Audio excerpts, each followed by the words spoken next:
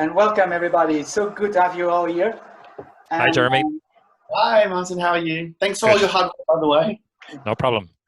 Let me start the recording because that will be one of the most... Oh, it's already recording. That's cool. So we'll have the chance to take lots of video clips from this presence here. Welcome everybody. I don't know how many participants we are here, and but without further ado, let me just introduce myself for the ones that probably don't know me. I'm Paul Nunesdea, which is the English AKA for Paul Nunesdea, my Portuguese name. I'm very, very happy to have convinced 5 colleagues to join me on this book writing. So timely in my perspective due to the COVID situation we are all facing. It's so important to go beyond virtual meetings and find better ways to be more effective in the virtual workspace.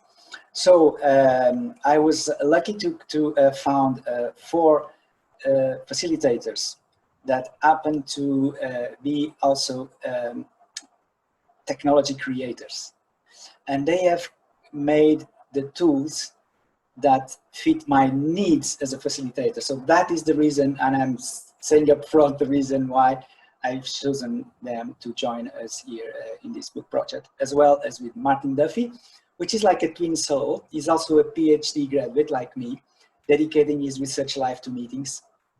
And I was so lucky to have found Martin because Martin did an excellent job in finalizing the book and making it in a powerful conclusions. The chapter 6, I recommend you all participants in this meeting, if you're not yet bought the book, please read chapter 6 because it's really worth every line of it. Without further ado, I pass the floor to Martin Duffy. He will be our host for today. Martin, I know that you asked me to introduce the speakers, but I leave that on your end. No problem. Thank you all for joining, and let's make the most of our time here in the next 50 minutes or so. Fantastic. Okay, Paul, thank you very much, folks. It's lovely to meet everybody. Some of you are familiar faces, and obviously some of you are new. I suppose I was privileged to be asked to contribute to the book, one as a co-author on one of the chapters, and then Paul asked me to look at the overall book. And with that, I've prepared a basic graphic to kind of illustrate how the book actually looks. Paul, is it possible for me to share a screen with people? Absolutely, absolutely. I'm sorry about these details whenever. No, that's okay. So I have permissions on that, which is good. And I will make you a co-host also, so in case everything. Perfect, yeah. So let me just confirm if everybody can actually see my my screen there. Not for the moment. Okay, so bear with me.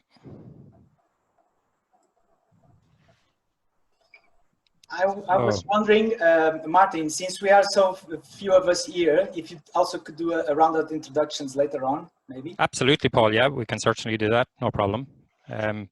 Everybody able to see my screen there? Yeah. Okay, so what I did in preparing this graphic, I wanted to try and represent the way in which the 4 different online tools combined with the collaboration architect can be viewed as an integrated package that help us to manage our overall organizational meetings collectively. And the common thread that came across from the book for me was this idea of designing your meetings collectively, planning their execution collectively, build and execute, and then measure and look to improve from that overall process. So that's a thread or a theme, in my view, that came across through all of the chapters in the book. So with that idea in mind, I thought it might be useful if we took a kind of a tour through the book in the sequence in which the actual participants in writing the book have contributed to it. Before I do that, as at Paul's suggestion, perhaps if we could do a short round of introductions for everybody online. Elise, maybe if we started with your good self, since you're at the top of my screen, so I'll just work from top to bottom there. Hey everybody, I am Elise Keith. I'm the founder and CEO of Lucid Meetings. I write for Inc., the Ask the Meeting Maven column. So if you have a really simplistic, goofy meeting question, I'd be happy to answer it. Cool. Thanks, Elise. Ilka?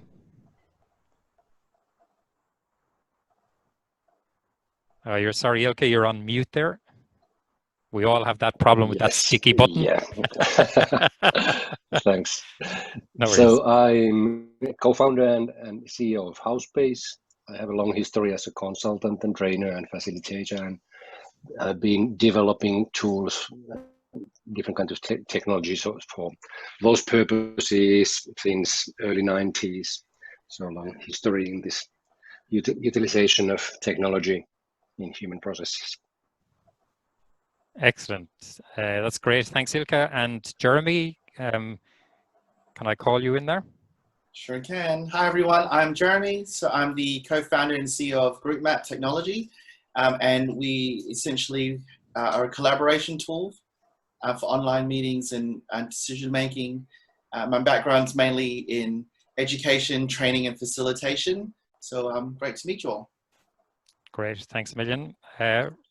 And then Kelvin joining us very early in the morning, I think, from Australia. Thanks, Martin. I don't know if it's early. I think it's still yesterday, actually. Hi, everyone. I'm Kelvin McGrath, and I'm the CEO and founder of Meeting Quality. I'm a technologist, and I approach this from a technology angle rather than necessarily the skills that I have from my other co-contributors to the chapters. So I'm looking forward to this with some interest. Great, Kelvin. Thank you. Rosanna, could I call on you then? Yes, absolutely. Good morning, everyone. Good morning. I just about this meeting 40 minutes ago, so I'm very curious about collaborative platforms that are practical and realistically usable by facilitators and their participants. So I am quite interested in how Housebase, Lucid, and GroupMap or other platforms might help me with my work. Fantastic. I think you've come to the right place, Rosanna. Exactly, Great. Rosanna. You're Thanks. in the right place. Super. Anna, could I ask you to just introduce yourself? Hi, my name is Anna. I'm calling from Portugal. I'm a consultant in knowledge management and social collaboration. And I'm also the organizer of Social Now, a conference that looks at how social technologies can be brought into organizations to help collaboration and communication. And I'm really keen to hear from all of you today. Thank you. Super. Well, we'll be keen to hear back from you as well, guys. David, David Bishop? You're muted. Yeah, perfect. Thanks, David. Hi there. I'm based in the north of France, originally from Dublin, based here for 20 years, training people in English in management level. And that's how I entered into facilitation. So hello from France. Super. Thanks, David. Tiago, did I get that pronunciation correct? Yes, you did. Hello, Martin. My name is Tiago Reis. I'm here because Paul had the kindness to put me in of this beautiful thing. I think I am in love with the whole concept of this meetings facilitation and all that goes around it. So I am kind of a software engineer or organizational architect with a lot of other stuff. Well, and I'm looking forward to hear from you. Great. Okay. Okay. And last but not least, I've got David iPad. I presume iPad is not your surname. I presume that's the device you're using. That's me. That's me. Yeah. So, okay, David, great. No problem. Hi, I'm David's iPad. So you're managing two screens. Good stuff. Yeah. Yeah. I'm just used to this thing. Yeah. Perfect. Okay, guys, thanks for all the introductions. I'll start off actually, if I may, by going to Paul and just. Paul, you've taken on writing a series of books, and I'm just curious about the inspiration for this particular one. If you could just expand that a little bit for us to contextualize the overall conversation. I mean, it's a good question. I mean, I was locked down at my home and thinking how, as a group facilitator, can I contribute to this state of affairs, right, which is rather complicated for mankind right now. What can I do? What is it that this COVID crisis brings forward that I could make a contribution? And thought that there's going to be a massive change in the way people meet right now. I was thinking the other day, a friend of mine was just asking me, hey, can you come and have a cup of coffee with me? I was thinking twice, I'm going to drive my car and meet him while I could have a virtual cup of coffee. You know what happened in the end? We had a virtual cup of coffee and it worked. We can also meet with friends virtually. Yeah. So I think this is going to change how mankind is going to communicate and interact. Yeah. And what I'm particularly worried is that if meetings were already a challenge when conducted face-to-face, you know, conducting effective meetings virtually is even a greater challenge. Absolutely, so that's why I thought about building this book on Beyond Virtual Meetings. Because as you probably all know, I'm a facilitator. I've been working already with most of the tools we present in this book. I know all the tools, and I know their creators, and I know that they have done an incredible thing with technology, and most of meeting hosts, most of the managers who need to conduct meetings, they struggle with Zoom. They still struggle with Teams, you know, but there's a lot more beyond Zoom, Teams, these daily meetings, daily tools that we use for daily meetings that can help us to create higher performing teams and organizations. So that is the reason why I created this book. Yeah.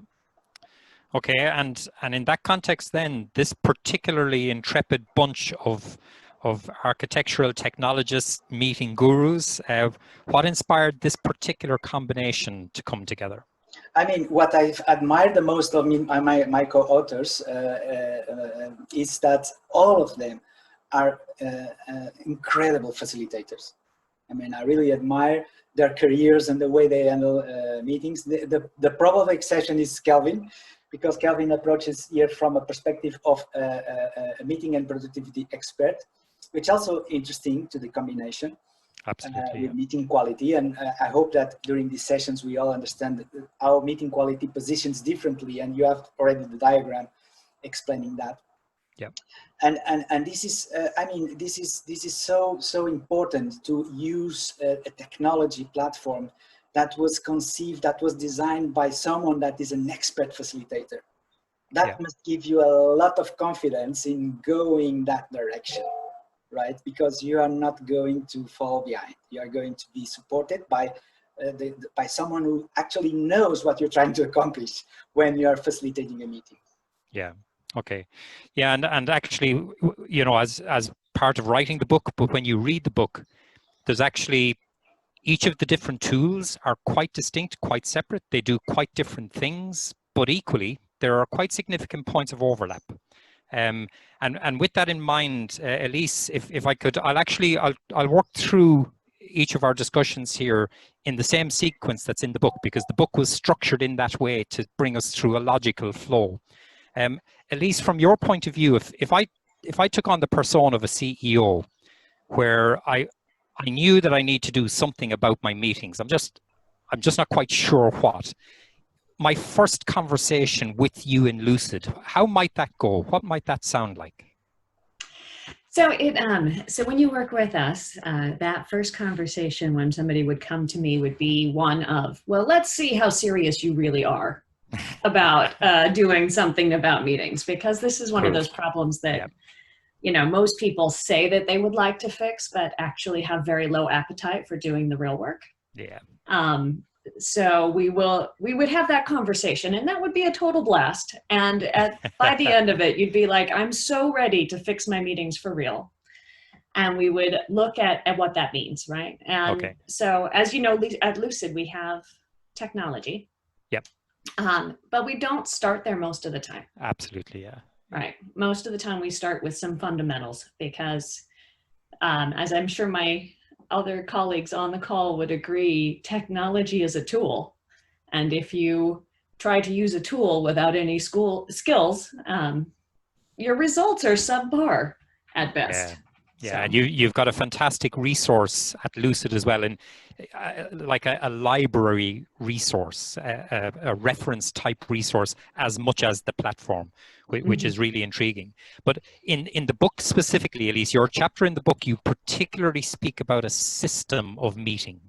You equally talk less so, but you also reference the idea of meeting flows. Could you just tell us a little bit more about those concepts and how fundamental you think they are to the overall management of meetings?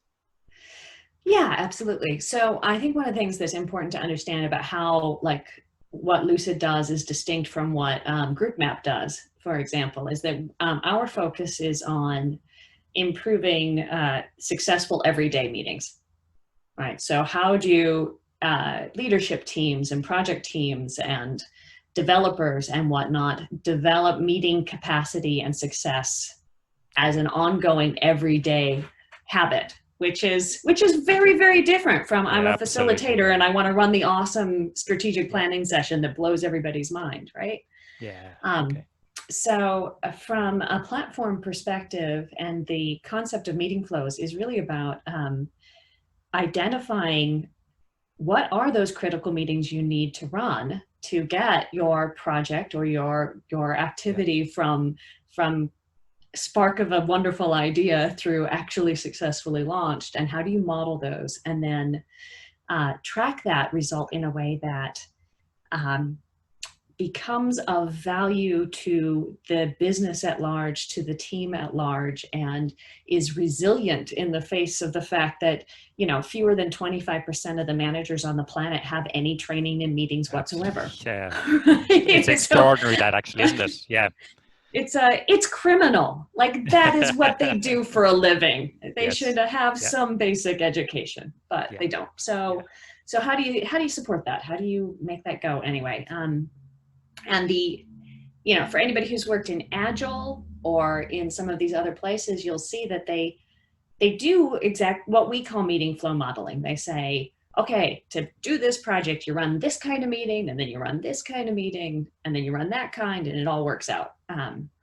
And if you look into the business world, you'll find that there are successful models like that for every kind of team and every kind of project. But you got to look; they're hard to find.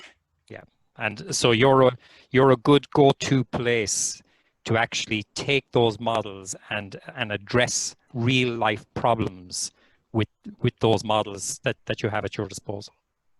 Right. So when people work with us, they work at one of several levels. When we do our training and consulting programs, we're often going into a company and helping them develop those skills and models to begin with. And then at the software maturity level, when they're ready to bake those into a tool so they don't have to work so dang hard to remember how to do it every ding dong day, they'll embed that into software. So, supply chain conversations, anything with some real clear structure where you need to get reliable knowledge results out. Yeah. Okay. So if I take off my CEO hat just for the moment, and if I go to Ilke, and let me put on a COO, the Chief Operating Officer's hat. So the Chief Executive has had a conversation with Elise. He or she has decided we are going to do something serious about our meetings. So we have the concepts developed, but now we need a consistent platform within our organization on which to conduct this diverse range of meetings in different parts of the organization. So HouseSpace might be a useful place to go as my hosting platform or my meeting room. So Ilke, what can you tell us about how HouseSpace might help us with that? One of the basic ideas is not to focus only on real-time meetings, but also utilize the time before and after the meetings. So to create a continuity, so that people, whenever they have time or they have motivation or something to share for the meeting group, they can use the platform for that. And in best cases, the meeting time itself is almost a no agenda time for people to share things that are important, because the structural things can be done like asynchronously. Yeah. And so you can share all the facts, you can react to facts, but the discussions about meaningful issues and something that is unstructured and is emerging might be then like the focus of the meeting time itself. Okay, so it doesn't just deal with the individual meeting. It now looks at ways in which we can move from one meeting output to another meeting's inputs and build a flow, which that ties back into Lucid's concept of flows of meetings going one into the other. So again, that just gives us a flavor of how those two particular platforms are complementary, but actually a little bit different from each other as well. There's in your chapter in the book, Ilke, you make particular reference to the idea of teams being able to interact with each other on your platform in a way that you can't easily do in face-to-face meetings. Could you just develop that concept for us a little bit and how you achieve that?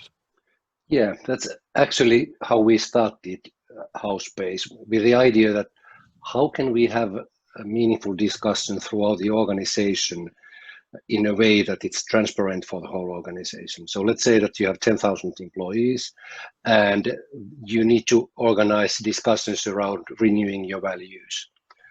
And if you are doing like town hall meetings, virtual or face-to-face, and then trying to document those things and all that kind of stuff, it's always really hard. So we started with an idea that, okay, let's do it virtually, and it can be like a short video introduction by CEO or management team introducing the idea, and it's not like giving orders about this is what we do, but more like an invitation that this kind of dialogue is needed in order to reshape our values.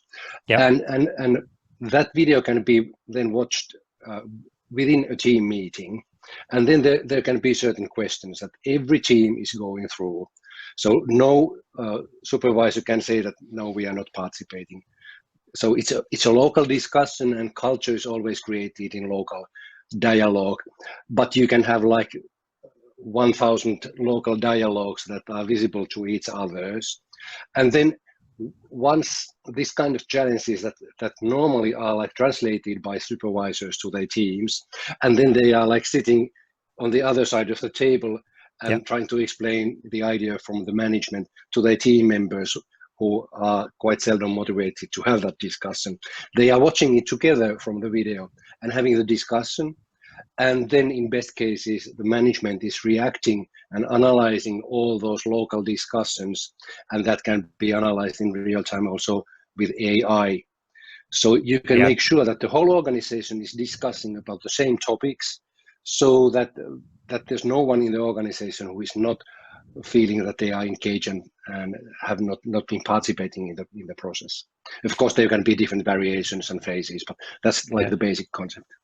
Yeah, and you do have a couple of very interesting examples on your website at national level. I recall reading about your National Medical Association or Doctor Association, where a huge number of participants needed to come together across the whole country and to develop thinking, and all of that was carried out on the HowSpace platform.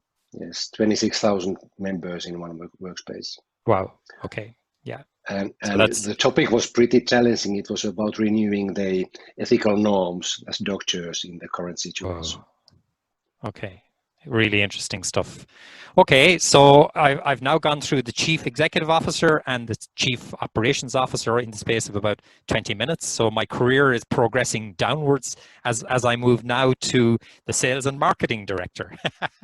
But if from a large organization point of view, Jeremy, if I could just move on to your chapter in the book, if I put on the sales and marketing director type role, where I now have to interact with the customer side, I have to interact with my own production side, my design side, my marketing sales side, in terms of bringing together these types of groups into a creative space, and mindful of the way that Elise talked about the schedule or the flows of meetings. Ilka has outlined there's a platform in which we can do this with very large numbers, geographically dispersed and so on. So from your point of view, what can GroupMap bring to bringing these disparate types of people together into the hard nitty-gritty work in the actual event itself? Yeah, right. Great question, Martin. And yeah, that's kind of the area that GroupMap plays into is at the end of the day, we are kind of the nuts and bolts of the actual meeting process itself. So where it came from was I used to be a teacher in a classroom and I had to teach students in a creative manner. We were teaching entrepreneurship of all things, and we needed tools to kind of get people talking. But at the same time, we wanted to capture those ideas and actually prioritize them at the meeting. So coming up from a face-to-face environment and moving to a virtual one, in answer to your question, how have we helped sort of the marketing and creative side? So GroupMap's been involved in a bunch of hackathons where people are evaluating prototypes.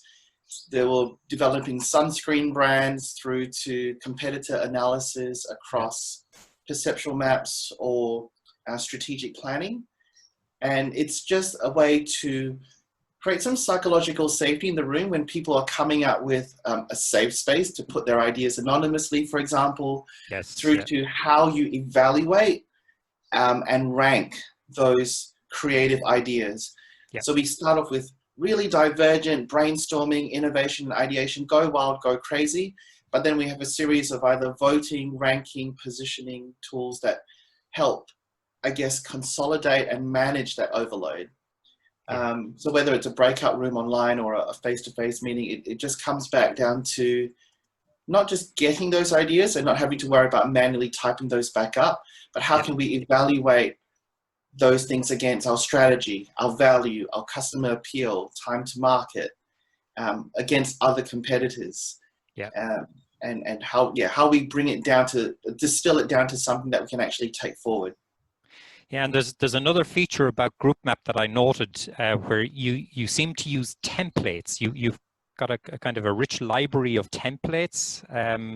Can you explain just a little bit about how the templates are used and how they ease that work burden for participants in these creative meetings? Right, yeah, so yeah, part of our design process when we went to create it was we asked 100 facilitators, what do you actually do in your meetings? So they might do a SWOT analysis, and then the idea was, what do you actually do in that SWOT analysis? Oh, we do this, this, and this. Okay, let's just build those features in. So yeah, our templates are kind of designed with the process flow of a particular activity to support the meeting outcomes.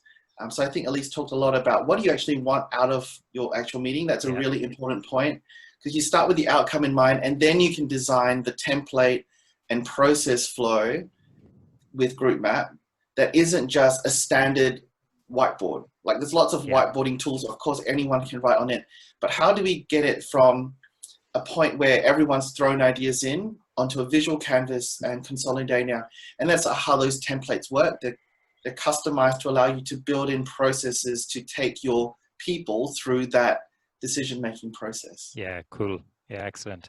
And there's one of the case studies again in the book that you make reference to that I was very struck by.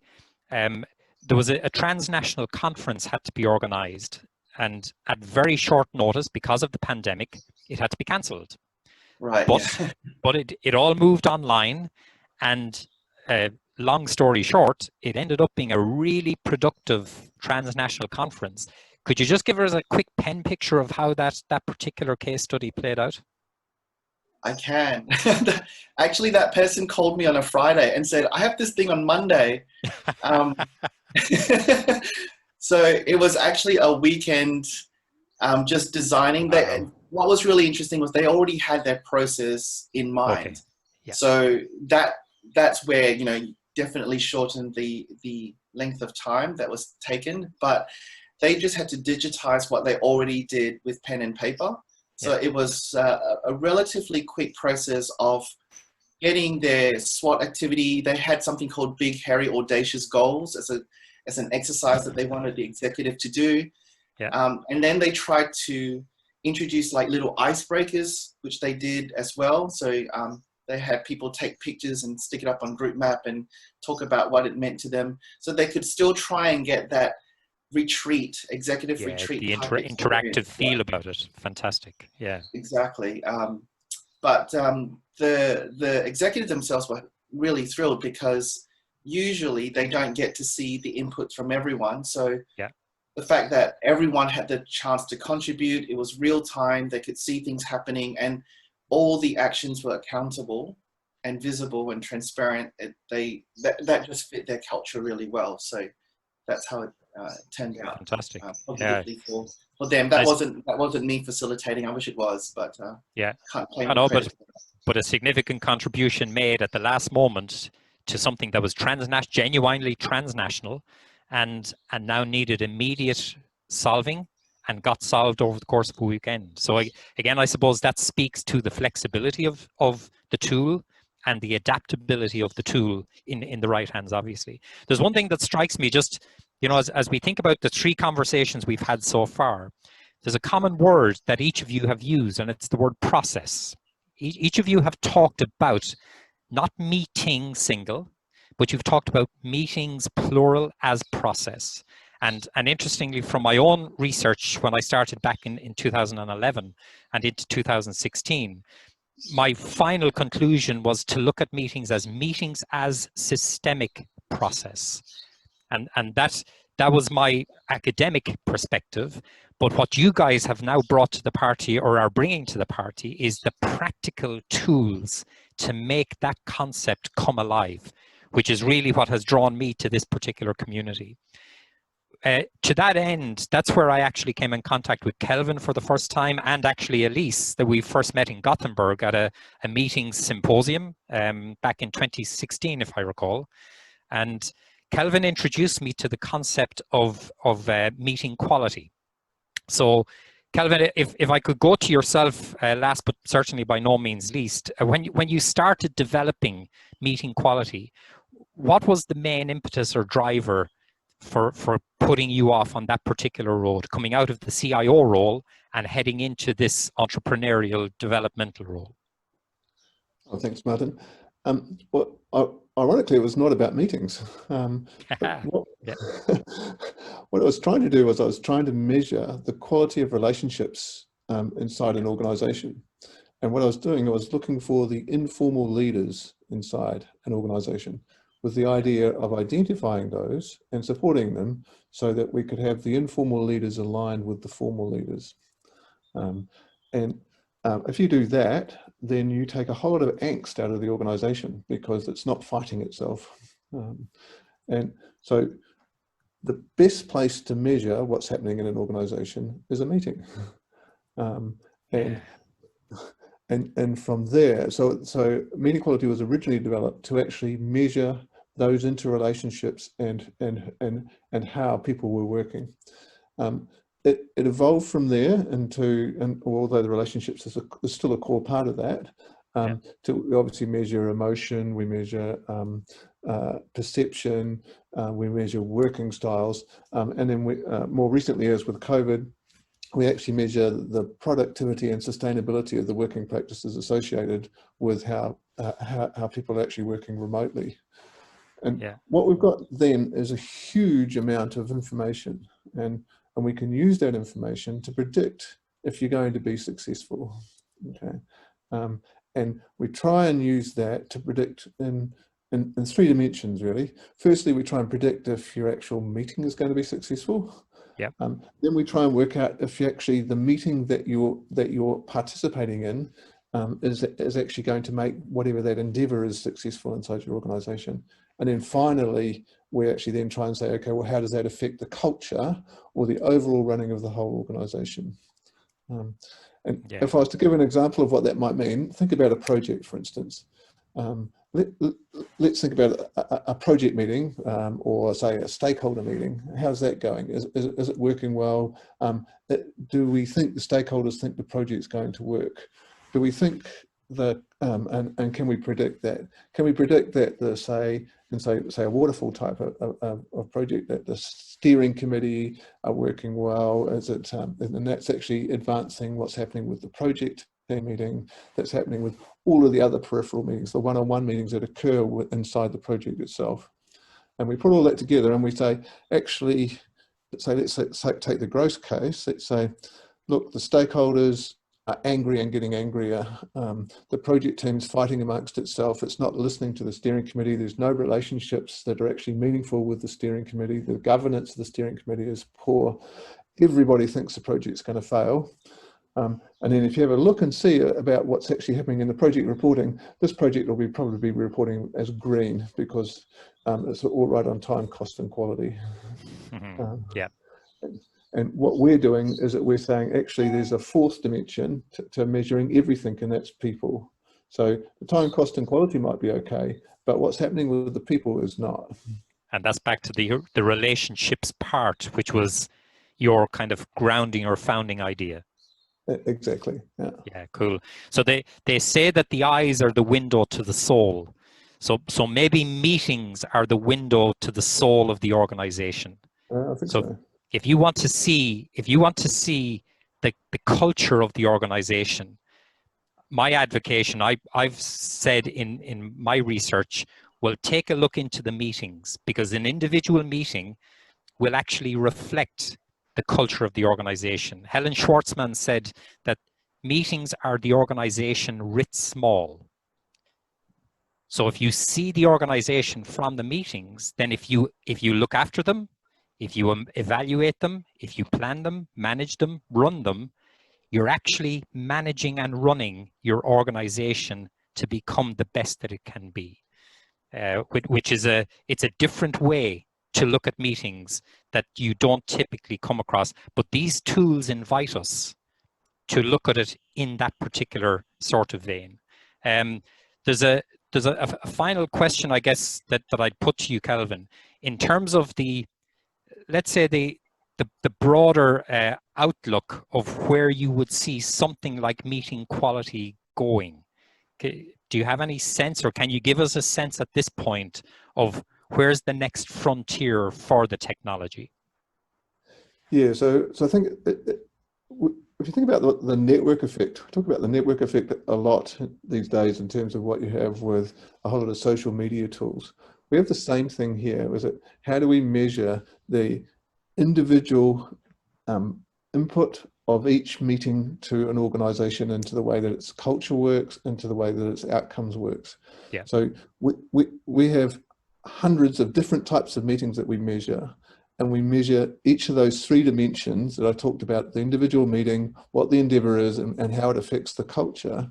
We're able to then use that to predict all sorts of interesting things. Like, for instance, you know, we know what you're going to get for your next performance appraisal. We know what you should get. We know when the high potential people are going to leave.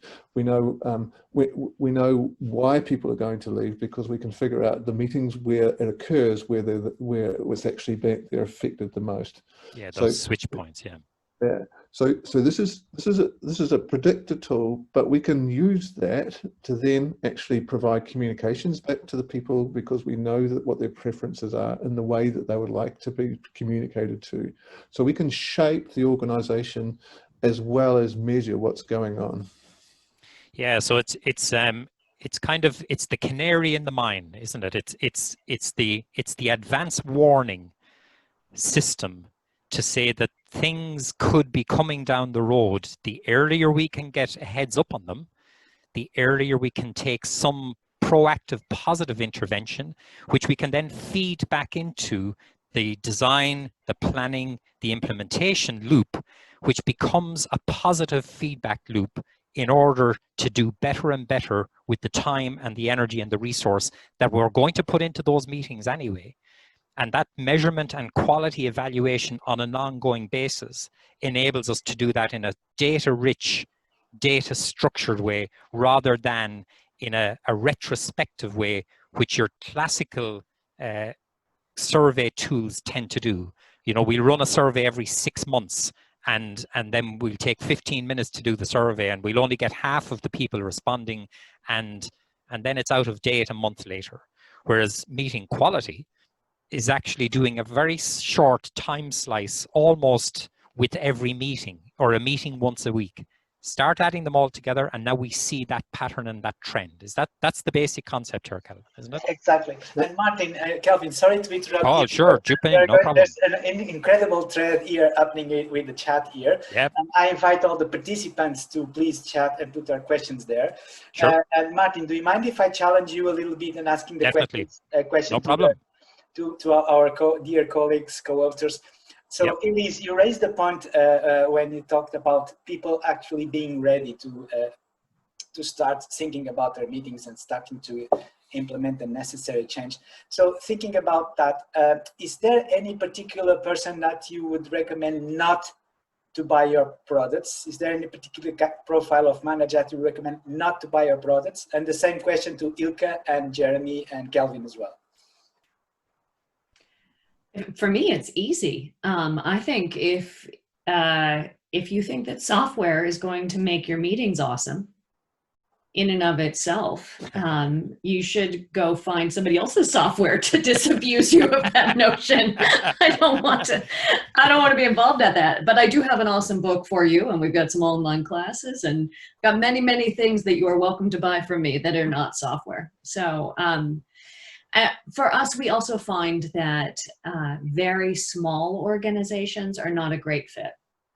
You know, they're okay, but there tends to be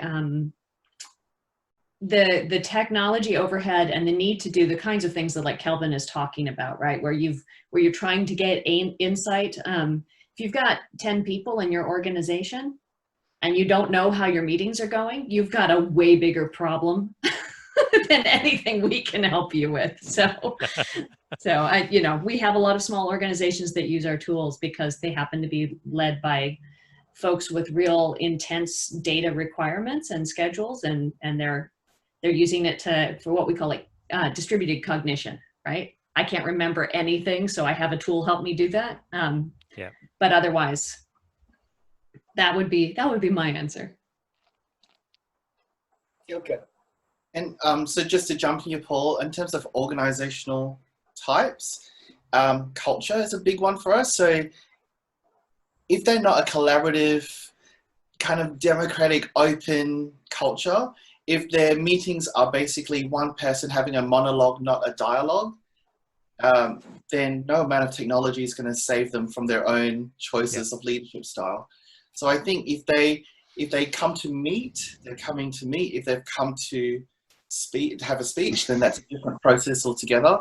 But we'll find that culture and values and even societal norms can determine which organizations are and are not ready for technology tools.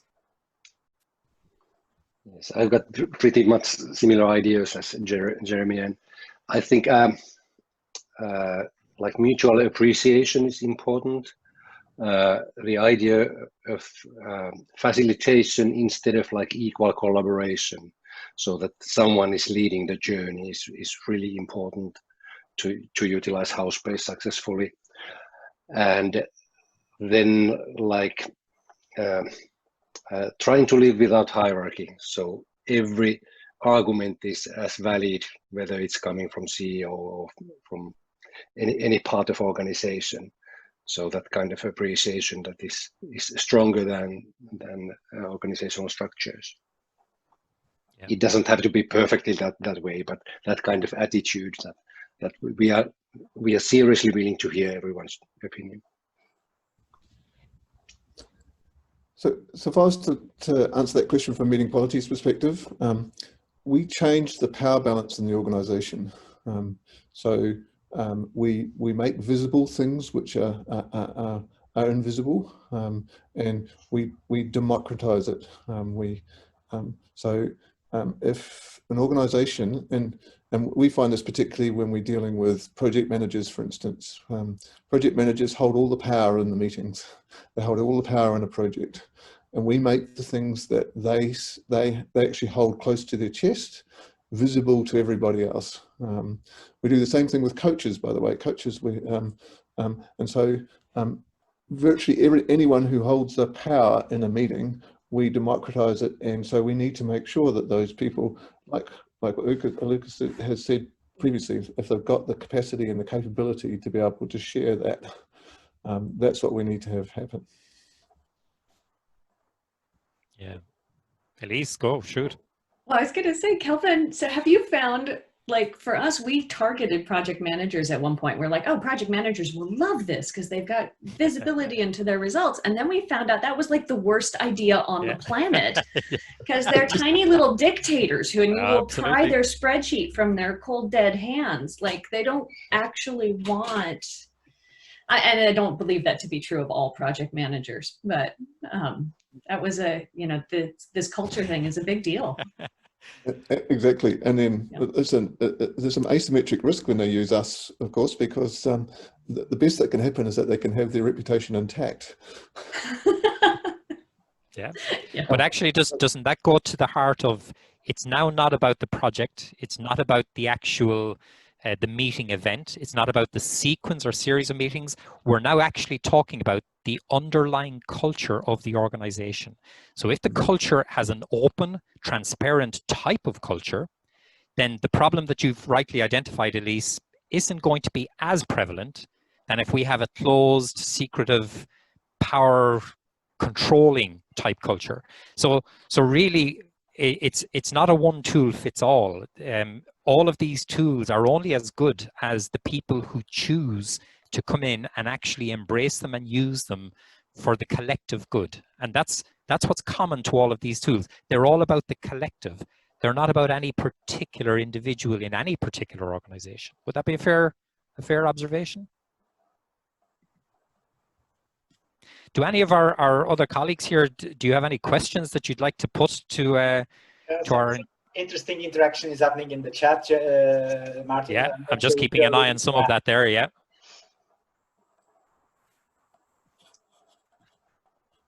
Does anybody want to ask anything or make any comments or observations apart from obviously what's in the chat? Some of the points in the chat I see that Elise and Jeremy in particular, you've picked up a couple of the points and the ideas and thoughts there as well. Let me add something while our participants are still probably thinking about asking a question or not. Is definitely that there's a world of group facilitation that normally is shy of digital technologies. There. So before COVID, I remember when I was doing my CPF exam in the IAF, I used a digital tool, which was GroupMap, by the way, Jeremy knows. And I think I was the first person on the IAF history that used the digital tool for an IAF assessment exam. Oh. Right now, I think it's the opportunity in a century for group facilitators to take these digital tools as their own tools and help their customers to succeed, because this is more or less like if we're using the doctor-patient model, you guys, you are the doctors. You should be the ones who recommend the tools for your customers to then adopt or not adopt. Eventually with your assistance in the process, right? But you are trusted persons that your clients trust your opinion. So it's really important that you think of these tools as part of your tool chest that you can offer your customer, and definitely incredible business opportunities, because if you make your customer more successful with virtual meetings, with digital tools, the world will still be using virtual meetings, and the world will be a much cleaner place to live, believe me. Yeah. Absolutely. Just facilitating as I ought to be doing here. I'm just keeping an eye on the clock. We've just got about 5 minutes to our conclusion time. Paul, at this point, I was due to hand back over to you anyway to do whatever wrap up. But I suppose my takeaway from having been party to writing the book, having read the book, and just even in preparation for our discussion today, like my takeaway is this whole concept of systemic process, that the consistent pattern across all of the tools we've reviewed is that we're looking at meetings as a collective not as individual events, but we still have to do them individually because that's how we do them. So the new dimension is to see them as this, what I would call the production line of the organization, of the whole organization. So they're like a production line, and who doesn't pay a lot of attention to their production line? Absolutely, Martin, and that's probably the takeaway, that the message from this book is that if you're seeking daily meetings excellence, you definitely need to have a platform like Lucid adopted, and especially if you're a large organization. Yeah. And it will be impossible not reaping the benefits of this collective intelligence, as Elise just mentioned, without such a platform, right, in your meetings. And obviously, if you're now developing or designing an online event, it's impossible to do it without a tool like Housepace. You know, how are you going to build the connections that you are missing in a virtual space, right? Without a tool like Housepace, you can create that kind of empathy, that kind of connections, because you extend the duration of your interactions much more than just these couple of hours where you are interacting with a video conferencing tool. Right, and if you're a project leader, a project manager, a Scrum Agile coach, and you're conducting workshops with your team, I mean, I don't know how you do it without a tool like GroupMap, right? And because it's a tool designed by facilitators, it has all the aspects you need in order to design process. As I saw the discussion up there with Anna Neves about process design, you know, the GroupMap is a tool that offers that kind of flexibility and the power. How can you do it without a tool like GroupMap? And obviously, last but not least, that's even the most important thing right now in COVID. Are you really getting data out of your meetings? Because, I mean, we are talking about real data that helps you to assess what needs to be done on your organization. And it's so easy to collect this data with a tool like Meeting Quality. And that's it. I mean, 4 incredible tools and platforms that can really make an impact on the productive of the world organizations, and now the recovery of the economy, and also the cleanliness of our planet depends on the success of a virtual economy. Absolutely. So, with 2 minutes to go, is it time to thank everybody for taking the time? Last minute intervention from our authors. 30 seconds, Elise. I actually think we've heard from us. I would love to hear from these folks what their quick takeaways were, if we could do that. Yeah, can you do like a 10-second, like. Yeah, what struck Rosanna. I can only speak from a small company because I'm a one-person company as a facilitator. And I would love to try out these tools for different sizes of clients. But as a small individual business owner, is prohibitive to buy the tools. And so my question is, how are these tools working with independent facilitators to help design their work and to get what they need? Because I'm seeing a lot of fancy platforms out there that everybody wants to try, but it's not really addressing the desired outcomes. It's bells and whistles, it's fancy dancy and all that stuff.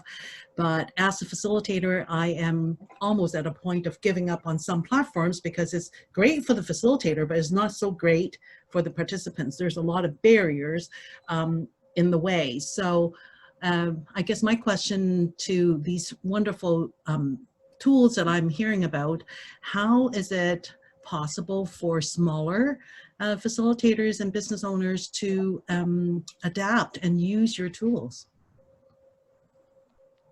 Great question. Yeah. I'm happy to kick off. I don't know if we're going in the same order every time. No. Yeah, Rosanna, thank you for that eloquently worded question. It's great. So yeah, I think you're right. There are some tools that have a long commitment process, and some definitely will take time for it to show value to the organization. The way we do is we have a free trial period so people can try it out in smaller meetings. And then it's a month-by-month subscription, so there's not a long-term commitment. And people normally tie their pricing and their project to a proposal. So a lot of our times, the client actually is the one that hosts the tool and has the data. They have the license, and the facilitator uses it. And that's one way to manage that expectation. But it's a little bit like every facilitator needs a toolkit, and you just have to work out what makes sense for you in your context and what tools you choose to use and what's the best outcome for that client. So I think let the client, this is what I would do, and I suspect you already do this, is let the client determine what their needs are and then find the right tools to fit, rather than trying to find a one-size-fits-all that. Of course, yeah. But I think it's a good point, and yeah, there's some commitment and some risk in everything, and it's the question of weighing up what makes sense. But then the thing is that if you work with a variety of clients and they all use different tools, different platforms, and the facilitator now has to learn 20 gazillion platforms to meet one client's needs, and regardless of the cost in that case, it's not realistic for facilitators to learn so many. I want to get good with one or two, maybe even 3 platforms that I can recommend to clients to say, have you thought about this? Yeah, that's definitely the best approach. Like, we find that the time commitment, you can't be a master of everything. So you find the ones that give you the Pareto's principle, right? 80-20. These are the ones that are going to cover 80% of my work, and this is how I position myself in the marketplace and what I can offer. And you have to learn when to say no to certain things, but yeah, I totally understand. I think we have something like 100 independent consultants as our clients, and it's a challenging field. Something that I would like to underline is that how can it change your own way of working and your business? So there's, I think, 3 main learnings that we have realized. One is that you can get rid of routines that are taking a lot of your time by using technology that is planned to be helping everyone who is doing that kind of work. Then we had 2 main motivators when we were designing HouseSpace, and they were both related to making impact. The first one was that quite often we are asked as facilitators to run just one single workshop. And we all know that it's really hard to understand the context as a facilitator. It's really hard to make a connection back to their daily work. So to make something to change through one workshop. But if you use virtual tools beforehand, so you understand more about them, you can serve their purposes, you can continue the dialogue so that you can make sure that it's continuing and it's connecting to their daily work. That's one of the main reasons why we created HouseSpace. And then another one is that after being a consultant for 20 years, I was really frustrated in the idea that even when we are working with the top management, it always feels that we cannot make impact for the whole organization and for the culture. But with the technology where you can get everyone to participate so that everyone is engaged through your process, just like yourself, just one independent consultant can have a case with 10,000 participants without traveling around the world, and to have a process that really makes a transformation happen. So could I add a bit? So you talked about having a small number of tools which you could use, which will cover your entire space. Well, I think that's exactly the purpose of the book. Absolutely. The book saying, if you want to have the minimum number of tools to cover the entire breadth of what you might need, here are 4 tools which will do it for you. And they're complementary to each other in their philosophy, if you like, in the way in which they approach the whole meeting facilitation accommodation space. So yeah, absolutely. Well, it's sharp of the hour, right? So Thank you so much, Martin, for doing this wonderful session host. No problem, my pleasure. I mean, you did it so brilliantly that I think everybody was pleased to be here. Thank you so much, dear co-authors, for taking your time from your busy schedules and also disparate time zones to arrange your time to be here. I know it's quite early in the evening, in the morning, Kelvin, to you. And thank you so much, David, Anna, and Rosanna for joining us here. Let's hope that we all keep in touch.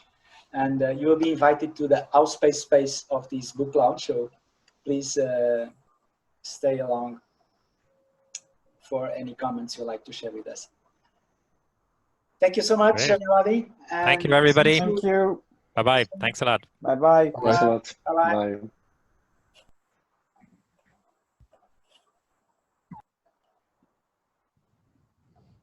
This was broadcasted live on Facebook.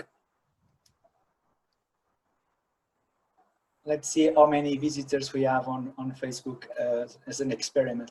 Sorry, just say that again, Paul. It was broadcasted live. Oh, very good. Okay. Yep. On Facebook. Yep. Thank you so much, Elise. Bye, guys. Bye, Elise. Thanks. See you. Talk soon. Great. Well done, Martin. Well done. Well done. No problem. Yeah, happy with that.